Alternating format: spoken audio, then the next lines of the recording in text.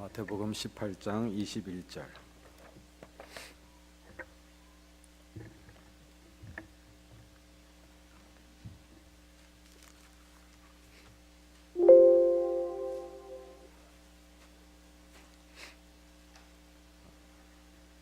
그때 베드로가 나와 가로되 주의 형제가 내게 죄를 범하면 몇 번이나 용서하여 주리이까? 7번까지 하오리이까?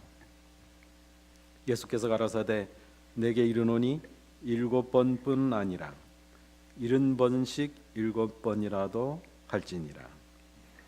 이러므로 천국은 그 종들과 회개하려 하던 어떤 임금과 같으니 회개할 때 1만 달란트 빚진 자 하나를 데려오매 갚을 것이 없는지라 주인이 명하여 그 몸과 처와 자식들과 모든 소유를 다 팔아 갚게 하라 한대 그 종이 엎드려 절하여 가로되 내게 참으소서 다 갚으리이다 하거늘 그 종의 주인이 불쌍히 여겨 놓아 보내며 그 빚을 탕감하여 주었더니 그 종이 나가서 제게 100데나리온 빚진 동관 하나를 만나 붙들어 목을 잡고 가로되 빚을 갚으라 하매 그 동관이 엎드려 간구하여 가로되 나를 참아 주소서 갚으리이다 하되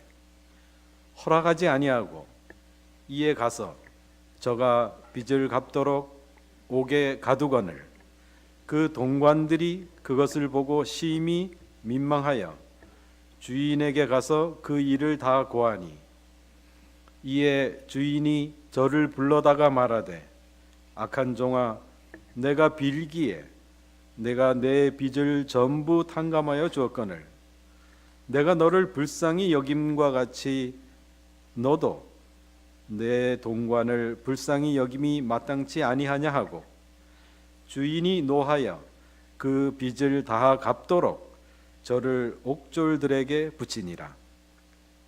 너희가 각각 중심으로 형제를 용서하지 아니하면 내 천부께서도 너희에게 이와 같이 하시리라. 이 비유의 제목은 용서하지 않는 종입니다. 그런데 이 용서하지 않는 종을 통해서 우리에게 가르쳐 주고자 하시는 교훈은 하나님은 은혜가 풍부하신 충만하신 분일 뿐만 아니라 하나님은 공의로우신 하나님이시라는 것을 우리에게 가르쳐 주고자 하는 것입니다. 베드로가 예수님께 내 동료를 나에게 잘못한 동료를 7번쯤 용서하여 주리까라고 한 그 말의 배경은 우리나라 사람들도 그렇거니와 이 유대 사람들도 3~4번이라는 말이 있습니다. 3번까지는 참아준다라는 것이죠. 그 당시에 랍비들이 3번째까지 참고 4번째는 마음대로 해도 좋다라고 가르쳤습니다. 우리들도 3~4번까지는 참아준다 이런 말이 있습니다. 그래서 이 베드로가 예수님께 한 말은 3번 참아준 것을 몇 번 참아줘요? 한 번 더 에다가 한 번 더 플러스해서 완전수 7을 만든 것입니다. 그러므로 이 베드로가 예수님께 나에게 잘못한 사람을 몇 번이나 용서하여 줄까라고 묻는 이 물음의 배경에는 예수님이 그 이야기를 들으시고 나를 굉장히 칭찬하실 것이다 라고 생각한 것입니다. 그런데 예수님은 뭐라고 말씀하세요? 77에 49 490번까지도 용서하라라고 말씀하시면서 그 용서에 대한 정의를 예를 들어서 설명하고 계신 것입니다. 10,000달란트 빚진 자가 있었다. 10,000달란트는 우리가 20만 년 동안 번 돈입니다. 20만 년. 이 금액은 중요하지 않아요. 이게 무슨 뜻인가 하면 절대로 never ever 갚을 수 없는 돈이라는 것을 상징하는 것입니다. 그 당시에 헤롯 대왕이 그 국가에서 벌어들인 국가 세입이 900달란트였어요. 그런데 한 사람이 어떻게 그렇게 많은 그 빚을 지을 수 있는지는 모르지만 10,000달란트, 이 말은 그 사람이 자기 노력으로는 아무리 해도 갚을 수 없는 금액을 이야기하고 있는 것입니다. 그래서 이 10,000달란트 빚진 자가 있는데, 여기 23절에 보니까 천국은 어떤 것과 같으냐면은 그 종들과 회개하려 하던 어떤 임금과 같으니. 사랑하신 여러분, 우리가 갖고 있는 인생은 반드시 계산할 때가 있습니다. 이걸 기억해야 합니다. 여러분, 우리가 1년에 한 번 세금 보고를 하게 되는데 반드시 우리의 삶에 대해서, 우리가 어떠한 삶을 살았는가에 관해서 하나님과 그 삶에 대해서 조목조목 따질 때가 반드시 있다라는 것입니다. 천국은 어떤 것과 같다? 그 종들과 회개하려 하던 어떤 임금과 같으니, 우리의 임금, 반드시 우리의 삶에 대해서, 우리의 삶을 허락하신 그분이 우리의 주신 그 삶에 대해서 계산할 때가 있다라는 것입니다. 그것이 이 이야기가 우리에게 이야기해 주고 있어요. 10,000달란트 빚진 자가 왔다라는 것이죠. 그러니까 이 10,000달란트 빚진 자가 제발 좀 저를 좀 살려주십시오. 왜 이렇게 사정을 하냐면, 그 당시 법으로는 그 돈을 갚지 못하는 사람은 감옥에다 집어넣고, 그 다음에 부인, 딸, 아들들을 종으로 팔아서, 그래서 그것을 일부라도 갚도록 하는 것이 그 당시 법이었습니다. 그렇기 때문에 붙잡혀 와서 돈을 계산하자고 그러니까 제발 좀 살려달라고 할 때, 이 주인이 불쌍히 여겨서 탕감해 주었다, 이렇게 이야기하고 있습니다. 사실 이 10,000달란트 빚진 사람은 기한을 연기해 주십시오, 이렇게 얘기를 했어요. 자기 자신이 계속적으로 시간을 주면 갚겠다라고 이야기를 하는데, 그 주인은, 빚을 빌려준 사람은 그 빚을 없애버렸습니다. 여러분, 이 우리나라 영어 성경에 보면 Forgive us our debts as we also have forgiven our debtors. 이건 뭔가면, 우리가 우리에게 빚진 자들을 탕감하여 준 것 같이 우리 빚을 용서해 주옵시고, 우리 빚을 탕감하여 주옵시고. 이 유대 사람들은 윤리적인 이런 생각을 경제적인 용어로 바꾸어서 생각을 합니다. 굉장히 이 유대 민족은 콘크리티한, 이 아주 확실한 그런 아이디어를 갖기를 좋아하는 사람이에요. 유대 말 중에 회개하다란 말이 없어요. 그래서 유대인들의 회개하다라는 말은 돌아오다라는 말이 회개하다라는 말로 이해하고 있는 것입니다. 그래서 이 윤리적인 말을 경제적인 용어로 바꾸는 것, 우리가 기도문, 영어 기도문에 그렇게 나와 있어요. 우리가 우리에게 빚진 자를 용서해 주시는 것 같이 우리를 용서해 주옵시고. 무슨 말씀인지 아시죠? 그래서 이 10,000달란트를 탕감을 받았어요. 용서를 받았어요. 아예 없애줬어요. 제가 이런 비슷한 경우를 제가 목회하면서 본 적이 있는데요. 교우 중에 어떤 분이 스트로크가 왔어요. 그 스트로크가 왔을 때 제가 병원에 가서 그 사진을 보니까 너무나 이 피가, 뇌에서 나온 피가 자국이 커서 의사가 저보고 장례 준비를 하라고 그렇게 얘기를 했어요. 그래서 저는 아마 이제 곧 장례식을 하는가 보다 이렇게 생각하고 있었는데, 이분이 안 돌아가셨어요. 안 돌아가시고 병원에 40일을 있었어요. 40일을 있었는데 얼마 나왔을까요? 대략 40만 불 나왔어요. 예? 미국에서. 저는 카나다에 4년밖에 안 가 있었습니다. 대부분 미국에서 제가 33년 살았습니다. 그런데 그 미국에서 제가 목회할 때 얘기인데, 40만 불이 나왔어요. 아직 캐나다 얘기가 나왔으니까 말인데 캐나다 가면 1불도 안 냅니다. 이민 가실 분들은 저에게 컨설트 하시기 바랍니다. 제가 반대할 겁니다. 자, anyway, 자, 그분이 40만 불이 나왔는데 그분도요, 우리 교인인데 부자였어요. 사업을 하는 부자였는데 한꺼번에 그분이 이제 보험이 없었던 것 같아요. 캐시로 25만 불을 갚아서 한꺼번에. 야, 캐시로 그냥 자기 주머니에서 25만 불을 갚는 사람은 부자 아닙니까? 부자예요. 근데 그런 일이 일어나면서 이 부인과도 이혼하고, 그 다음에 이 남편이 한국에 가서, 옛날에는 한국에 가면 대접을 잘 해줬었는데 지금은 가서 신세지고 그러니까 막 푸대접을 받고 다시 미국을 들어와서 자기에게 무슨 수입이 있잖아요. 그러면은 일전도 안 나가고 일전도 안 남겨놓고 싹 빠져나가요. 어떻게 그 병원에서 가져가는지 하여간 가져가요. 그런 일이 일단은 일어났어요. 목사가 거짓말 하겠습니까? 아니, 농담입니다. 하여간 그렇게 빠져나가는 상황이었어요. 그래서 제가 그 사람을 데리고, 그 사람이 그 일이 일어났을 때 다리를 하나 절게 됐어요. 그래서 이 사람은 이 빚을 갚을 능력이 없다라는 것을 가서 증명을 해가지고 완전히 없어졌어요. 15만 불이.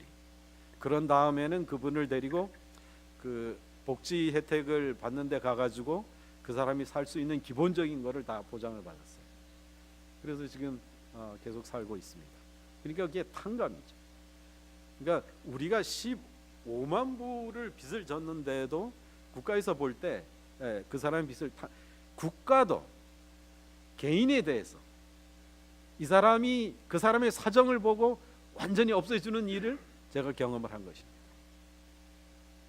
그런데 이 사람은요, 지금 이 10,000 불을 탕감을 받은 사람은 이제 그 일이 있은 후에 나와서 살다가 자기한테 빚을 얼마를 진 사람을 만났다고요?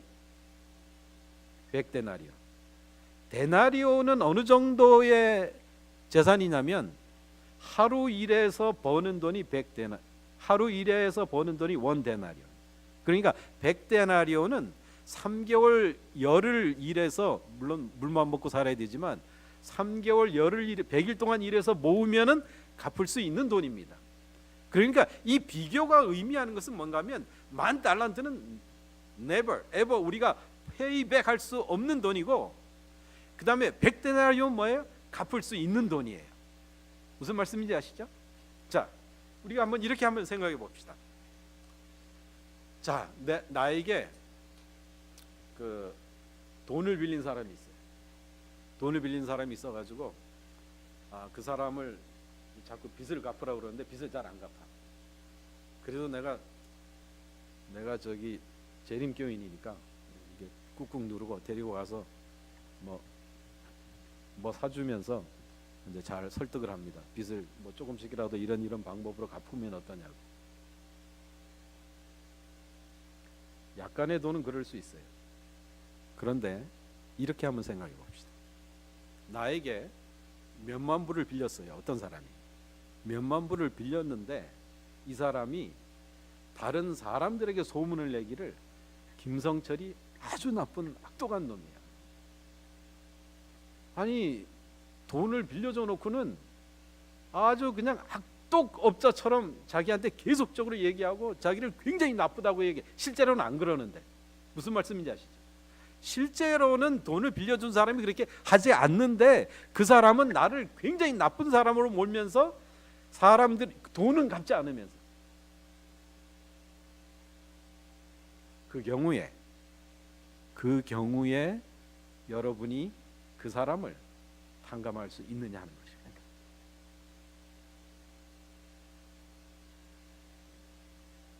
우리는요,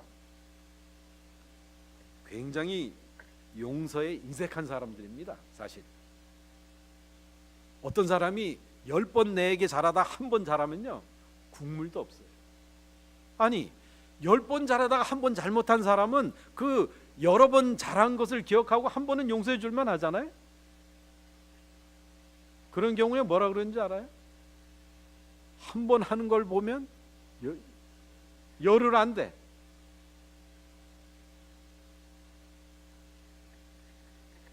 이 베드로가 이 7번이라는 숫자를 얘기하는데, 이 베드로는 숫자에 관심이 많은 사람입니다.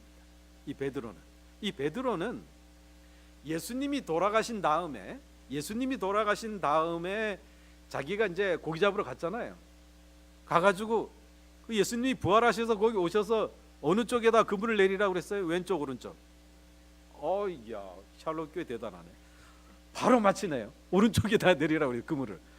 그 그물을 내려서 그 고기를 잡았으면은 밤새도록 한 마리도 못 잡았는데, 그렇게 어마어마한 고기를 잡았으면은 예수 그리스도의 능력과 그 예수 그리스도의 거룩함에 대해서 기절을 할 만큼 놀랐을 거예요.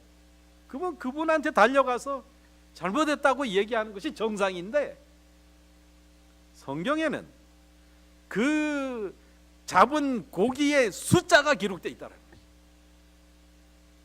몇 마리요? 네? 그 무슨 뜻이에요? 그 와중에 그 숫자를 하여간 셌다라는 거예요. 이 베드로가 그런 사람, 이 베드로가 숫자에 관심이 많은 사람. 그래서 내가 다른 사람을 용서해 줄 때 7번 정도씩, 랍비들은 3번, 그걸 2배로 하고 하나를 더해가지고 7번 용서해 주면 되겠습니까? 용서의 한계를 예수님께 물어보는 거예요. 용서의 한계. 내가 얼마나 다른 사람을 용서하면 내가 칭찬받을 만합니까? 그때 예수님이 10,000달란트 비유를 얘기하시죠.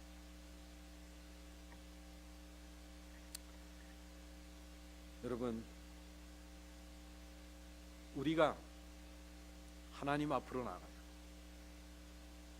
하나님은 490번도 용서해 주시는 하나님이에요. 이것을 가리키는 하나님께서 우리에게 무한히 용서해 주신다고 약속하셨어요.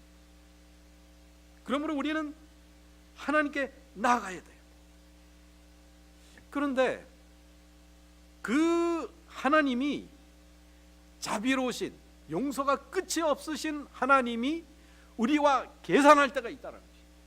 그 하나님이 자기의 아들을 우리의 죄를 위하여 목숨을 내어주신, 못 박히게 하신 그런 우리가 이해할 수 없는 그 자비의 하나님이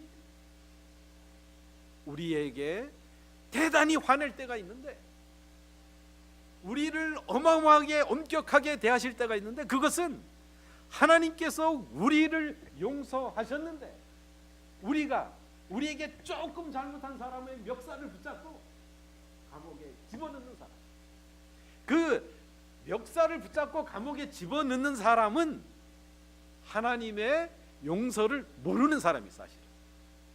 여기에 있는 이 사람은 자기의 빚을 연기되었다라고 생각할 뿐이지 갚아야 된다고 생각해요. 그런데 하나님은 어떤 분이에요? 완전히 없애주셨어요. 우리의 죄가 동해에서 서에서 먼 것처럼, 우리의 죄가 깊은 바다에 빠진 것처럼 기억하지 않으신다고 그랬어요.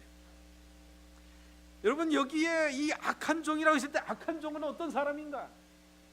여기에 나오는 악한 종은 하나님께서 나의 죄를 십자가에서 완전히 용서하셨다라고 구고히 말씀하시는데도 결코 내 죄가 용서받지 못했다라고 생각하는 사람이 악한 종.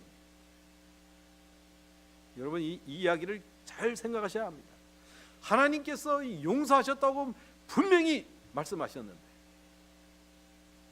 내 죄를 내가 용서 못하는 사람, 그래서 하나님의 은혜를 이해하지 못하는 사람, 그렇기 때문에 그의 삶이 다른 나의 모든 사람들에게 용서하지 아니하고 율법주의자처럼 살고 새드벤티스트로 살고. 새드벤티스트가 뭐예요? 해피 어드벤티스트 들어봤어요? 행복한 절인 거예요. 근데 거기다 S자를 붙이면 새드벤티스트가 됩니다. 그렇게 살면 안 돼요. 하나님께서 우리의 490번 이상이나 되는 죄, 우리가 끝없이 앞으로 질 죄까지 하나님께서 용서하시고 다 이루었다라고 말씀을 하셨어요. 여러분, 우리가 하늘에 가서 심판을 받을 때 우리의 죄가 많고 적음 때문에 심판받는 게 아니에요. 우리가 심판받는 조건은 우리가 그 지었던 모든 죄가 용서받았느냐 안 받았느냐에 달려 있습니다.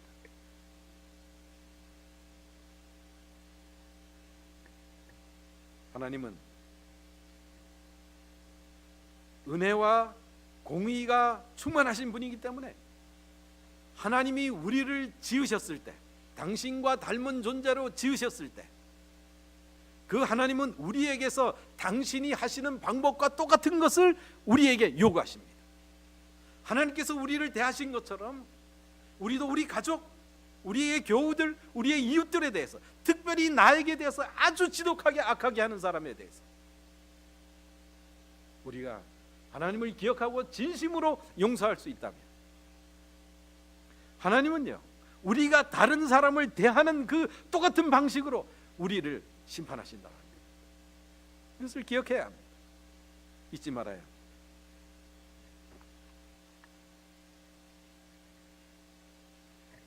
청교도 명언사전에는 이런 말이 있습니다. 우리는 우리가 용서받았는지의 여부를 확인하기 위하여 천국에 올라갈 필요가 없다. 우리의 마음을 살펴보고 우리가 다른 사람의 죄를 용서할 수 있는지를 보라. 만약 우리가 그렇게 할 수 있다면 우리는 하나님이 우리의 죄를 용서하셨다는 사실만큼은 의심할 여지가 없을 것이다. 여러분, 오른손이 하는 거를 뭐 왼손이 기억하지 못하게, 그 무슨 말일까요? 내가 다른 사람에게 한 선행을 기억하고 있는 한 그 선행이 아니에요. 내가 어느 날 내가 내 라이드를 해줬는데, 내가 뭘 갖다 줬는데, 그건 전혀 선행이 아니에요. 그게 오른손이 하는 걸 왼손이 뭐 그런 뜻이에요. 그게. 다른 사람의 잘못을 기억하는 한 절대로 말은 내가 용서한다고 했을지라도 용서한 것이 아니에요. 용서한다라는 것은 사회의 정의에 어긋납니다. 그래서 자연스러운 일이 아니에요. 잘못한 사람은 벌 받는 것이 순리입니다. 상식에서 벗어나기 때문에 어렵습니다. 그래서 성경에 말씀하시기를 노엽게 한 형제와 화목하기가 견고한 성을 취하기보다 어려운 점, 이렇게 말씀하는 것입니다.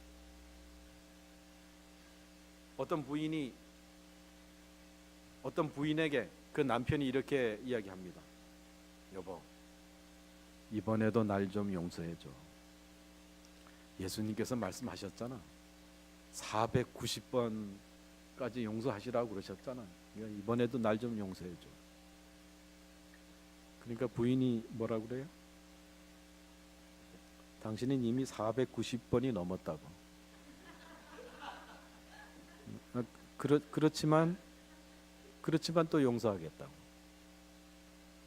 이 용서하라는 이것은 이거 어떤 우리가 할 수 있는, 해도 되고 안 해도 되는 게 아니에요. 그리스도인에게 있어서는 이것은 명령입니다.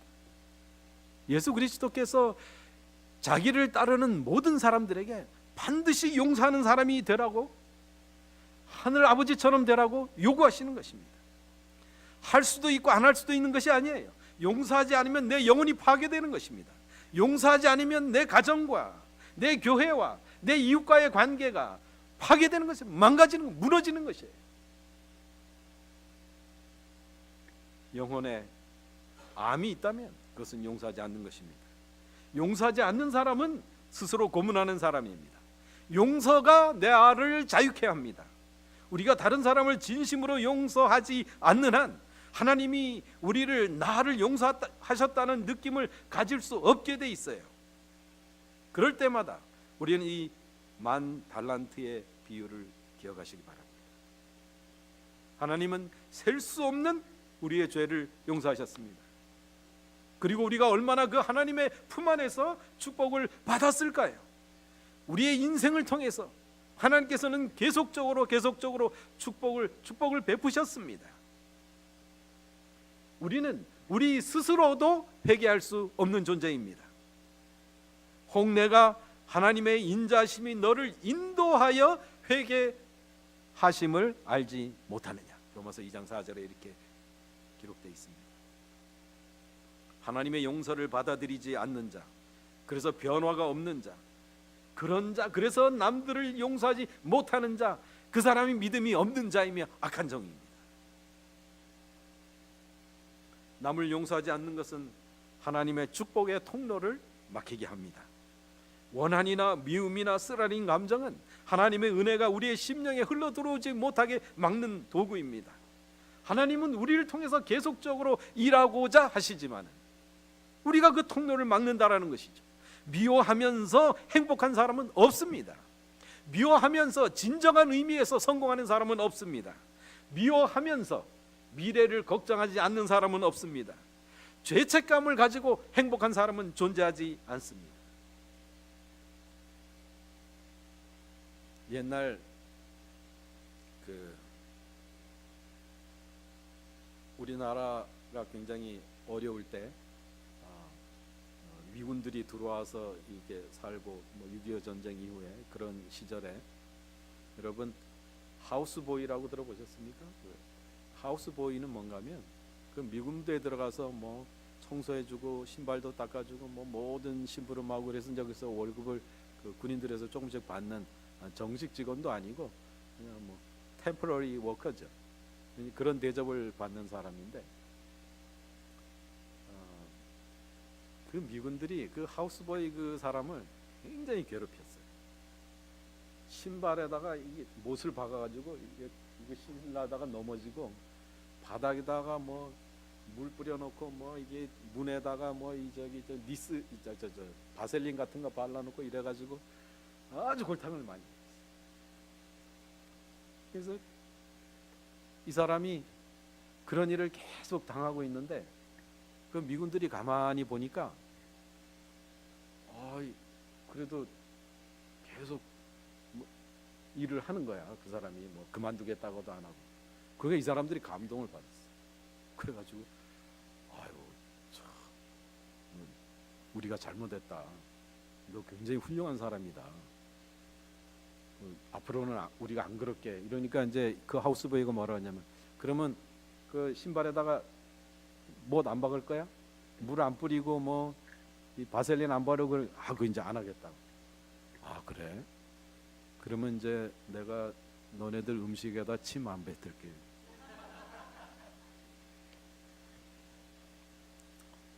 사랑하신 여러분, 우리가 주님의 은혜를 기억하고 정말 주님의 은혜를 기억하고 그분이 십자가에서 우리의 죄를 용서하셨다라는 것을 온전히 믿고 그리고 우리가 그 은혜를 우리의 삶에서 작은 일에서 가족끼리 말이죠, 우리 교인끼리 말이죠, 우리 이웃에게 그 은혜를 실천하는 우리 모두가 되시길 바라면서 말씀을 드리겠습니다.